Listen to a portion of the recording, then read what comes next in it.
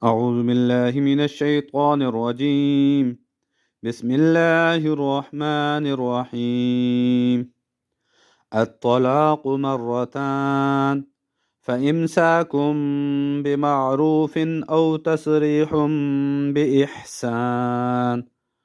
ولا يحل لكم أن تأخذوا مما آتيتموهن شيئا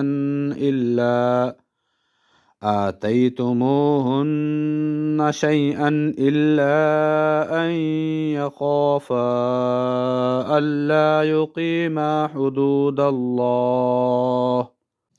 فإن خفتم ألا يقيما حدود الله فلا جناح عليهما فيما افتدت به. تلك حدود الله فلا تعتدوها، ومن يتعد حدود الله فأولئك هم الظالمون. فإن طلقها فلا تحل له من بعد حتى تنكح زوجا غيره. فإن طلقها فلا جناح عليهما أن يتراجعا إن ظنا أن يقيما حدود الله وتلك حدود الله يبينها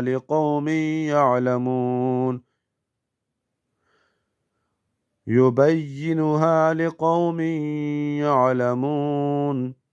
وإذا طلقتم النساء فبلغن أجلهن فأمسكوهن بمعروف أو سرحوهن بمعروف، ولا تمسكوهن